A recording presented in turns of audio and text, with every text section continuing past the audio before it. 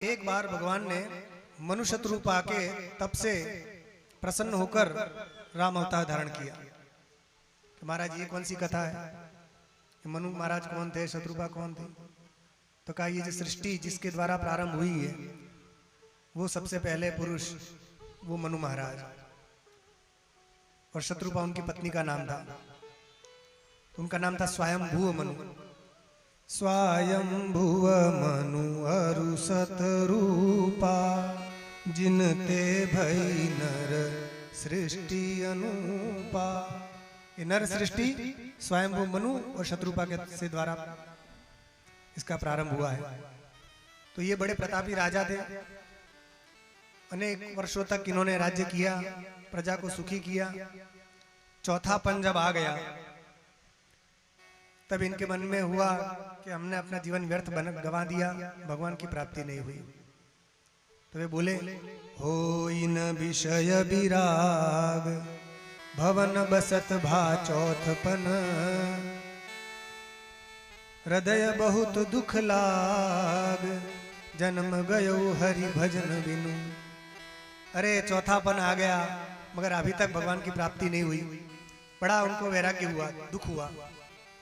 तो उन्होंने बरबस अपने पुत्र को राजा बना दिया और स्वयं वन में चले गए। वन में जाकर घोर तप करने लगे। जैसे वन में पहुंचे तो वन के जितने ऋषि मुनि सब आ गए उनका स्वागत सत्कार करने के लिए। नैमिषारण्य में चले गए, वहां उन्होंने तप किया। सब ऋषि मुनि आए क्योंकि राजर्षि थे मनु महाराज। उनको सब तीर्थ के दर्शन करवाए, सब अच्छा किया, सब बता दिया। और इन्होंने तप करना प्रारंभ किया। तप करते करते करते हजारों वर्षों तक उन्होंने तप किया। कभी कंदमूल फल खाए, कभी केवल जल पिया, कभी निराहार रहे। दीर्घ काल तक तप किया। और तप करते हुए ये क्या कहते थे? ये कहते थे, अगुण अखंड अनंत अनादि, जहि चिंतहि परमार्थवादी, नेति नेति जहि भेद निरूपा, निजानंद निरुपाधि अनुपा, शंभु बिरंचि विष्णु भगवाना, उपजय जासु वंश ते नाना। ऐसौ प्रभु सेवक बस हई, भगत है तु लीला बहु करई, जो यह बचन सत्य श्रुति भाषा, तो हमार पूजी अभिलाषा। जो निर्गुण निराकार ब्रह्म है भक्तों के लिए सगुण साकार हो जाते हैं। और नेति नेति कहकर वेद जिसका बखान करते रहते हैं फिर भी इसका पार नहीं पाते हैं। अनेक अनेक ब्रह्मांड हैं, वो प्रत्येक ब्रह्मांड में अनेक अनेक ब्रह्मा विष्णु महेश हैं। वो सारे ब्रह्मा विष्णु महेश भी जिसके अंश से प्रकट होते हैं। ऐसे जो परब्रह्म परमात्मा जो राम है, ऐसे जो प्रभु हैं वो भक्तों के लिए मनुष्य बनकर आते हैं। यदि ये वचन सत्य है, जो वेद यदि ये बात कहते हैं, तो भगवान हमारी अभिलाषा पूर्ण करे, हमें दर्शन दे।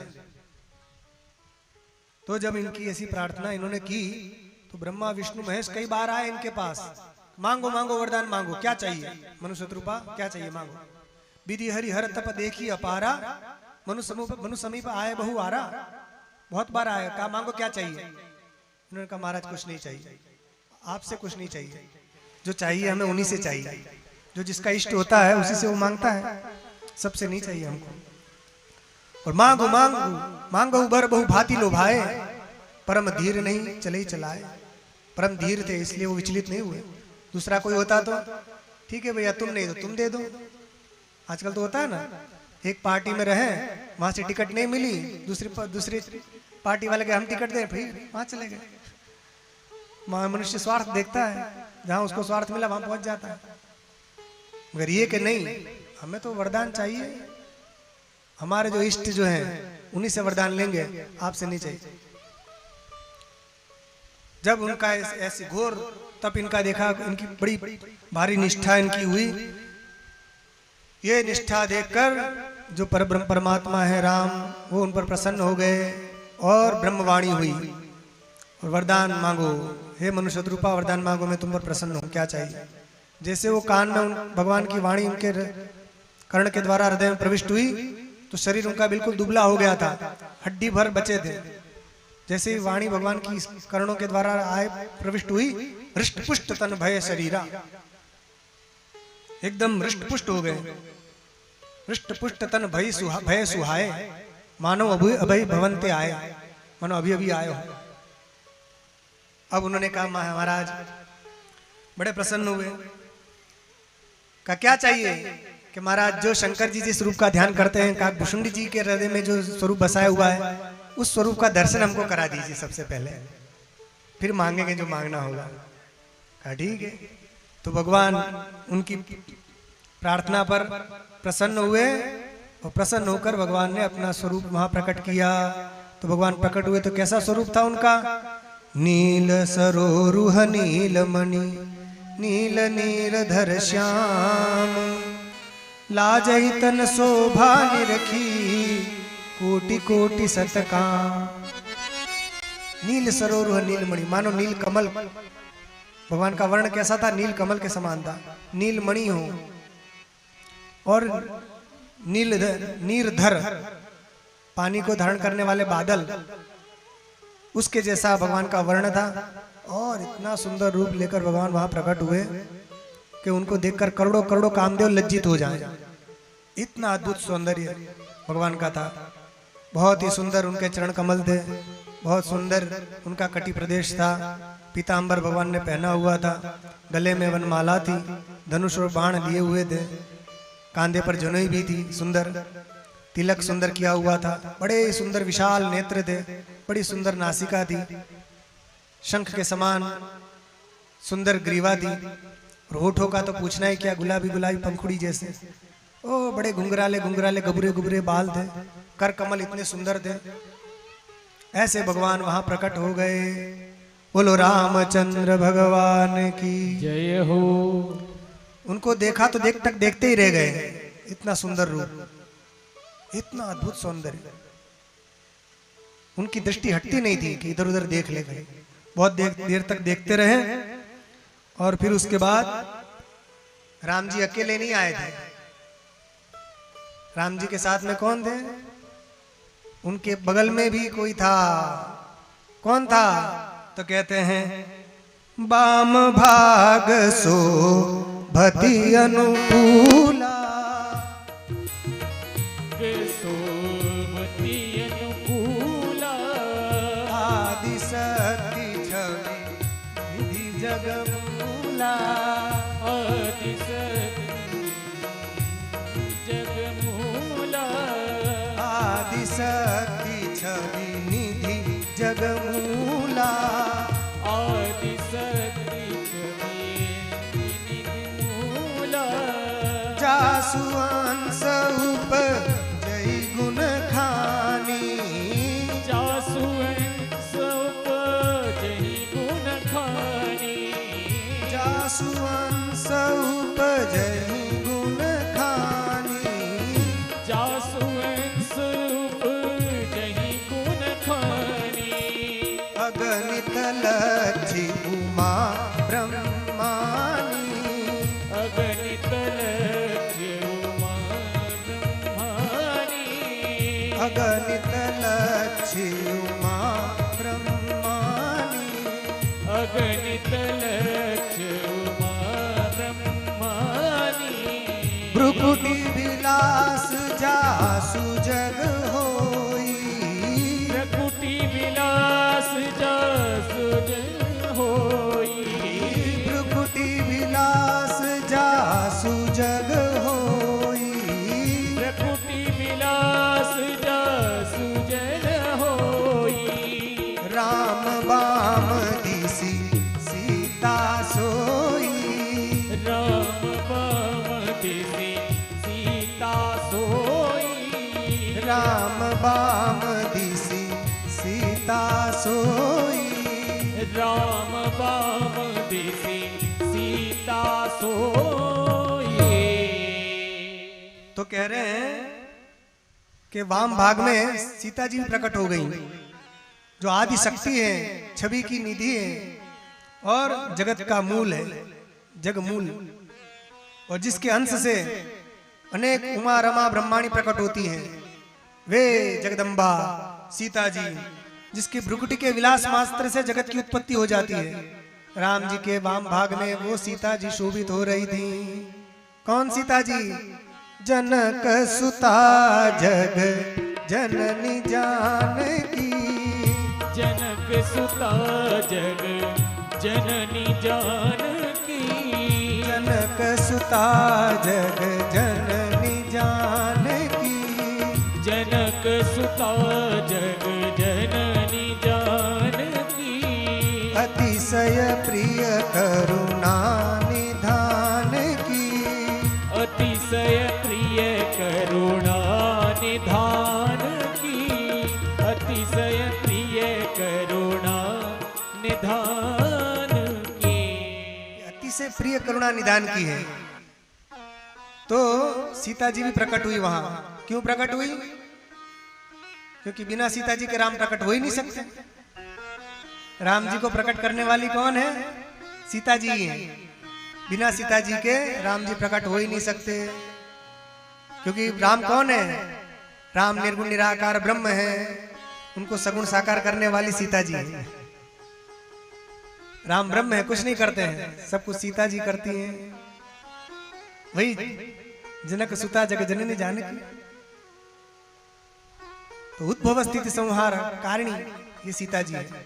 राम जी को भी प्रकट करने वाली सीता जी है। जब सीता जी रहती हैं, प्रकृति है ना, मूल प्रकृति, तो बिना शक्ति के शक्तिमान कुछ काम के नहीं। तो राम जी जैसे प्रकट हुए, सीता जी प्रकट हो गई। अब उनका भी अद्भुत सौंदर्य, इतना अद्भुत सौंदर्य कि इसका वर्णन करना कठिन है। अब जब सीताराम दोनों प्रकट हो गए, तब उन्होंने कहा मांगो क्या वरदान चाहिए। तो शत्रुपा जी जो थी, उन्होंने वरदान मांगा। पहले मनु महाराज ने मांगा कि महाराज मुझे तो आपके जैसा पुत्र चाहिए, बिल्कुल आपके जैसा ही, आपसे थोड़ा सा भी कम नहीं होना चाहिए। तो भगवान बोले भैया आप उस सरिस खोजो कहाँ जाई, नृप तव तन होब में आई। मेरे समान में कहाँ खोजने जाऊंगा, कोई मिले ना मिले, मैं ही तेरा पुत्र बनकर आऊंगा। ये वरदान दे दिया।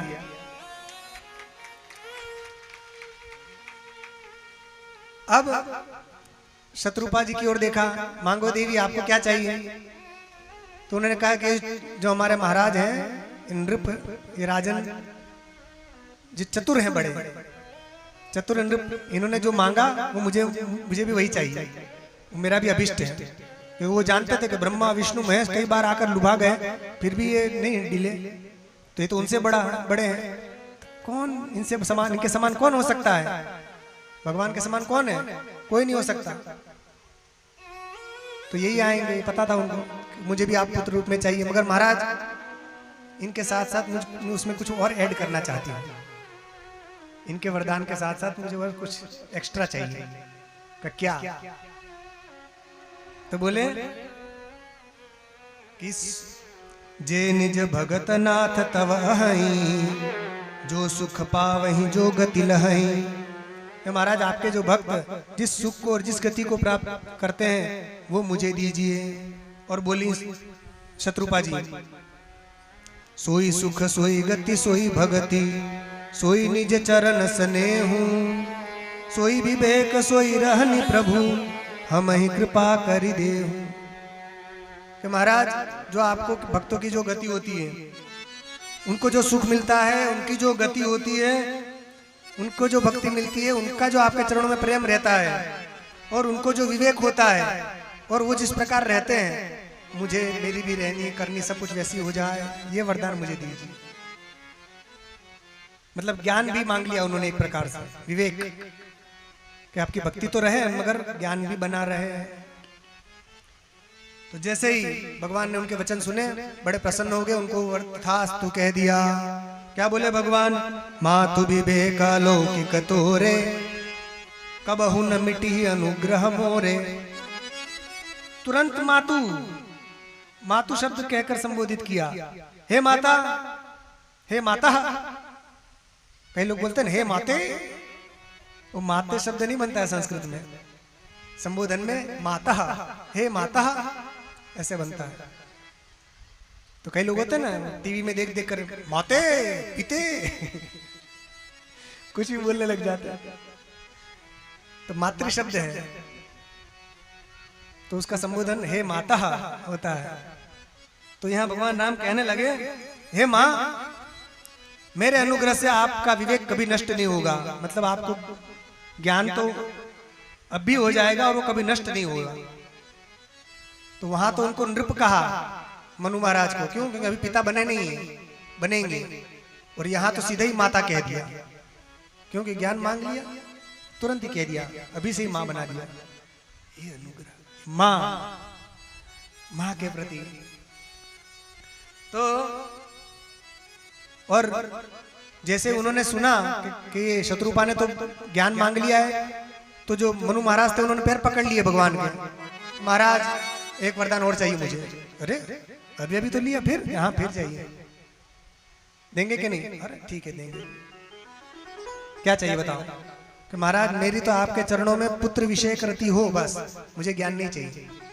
सुत विषयक तव पद रति हो, मैं आपको पुत्र ही मानू, भगवान ना मानू, ज्ञान मुझे ब्रह्म नहीं जानना आपको। अरे फिर लोग तुम्हें कहेंगे कि ब्रह्म को प्राप्त करके भी तुम अज्ञानी रह गए, तो लोग तुम्हें मूढ़ कहेंगे। तो कोई बात नहीं, मुही बड़ मूढ़ कहे कि न को, भले मुझे कोई कितना ही मूढ़ कह दे, मगर मैं तो आपको पुत्र रूप से ही चाहता हूँ। और महाराज मनि बिनु फनी जिनी जल बिनु मीना, मम जीवन तिनि तुम्हें अधीना। जैसे मणि के बिना सर्प व्याकुल हो जाता है, जल के बिना मछली व्याकुल हो जाती है, वो जी नहीं सकती, उसी प्रकार मेरा जीवन आपके अधीन रहे। जब तक आप मेरे पास रहेंगे तभी तक मैं जीऊं, और जैसे आप मुझसे दूर हो जाएं, आपसे विरह में सहन नहीं करूंगा। आप मुझसे दूर हुए तो मैं अपने प्राण त्याग दूं, ये वरदान दीजिए। तब भगवान ने उनको तथास्तु कह दिया। अब इसलिए राम जी के वियोग में दशरथ जी के प्राण गए, कौशल्या माता के प्राण नहीं गए, क्योंकि कौशल्या माँ ने विवेक मांग लिया था। विवेक के कारण उनके प्राण नहीं गए। और दशरथ जी ने मांगा था कि वे नहीं, आपसे बिछुड़ते ही मर जाऊं, इसलिए उन्होंने प्राण त्याग दिए। राम राम कही राम कही, राम राम कही राम। तो और भगवान ने कहा मैं तुम्हारे वहां प्रकट होऊंगा।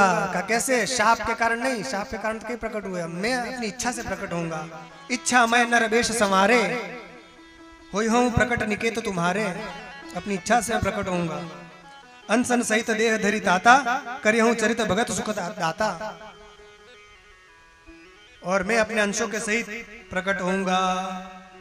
और इतना ही नहीं, आदिशक्ति जही जगह उपजाया, सोई अवतर ही मोरी यह माया।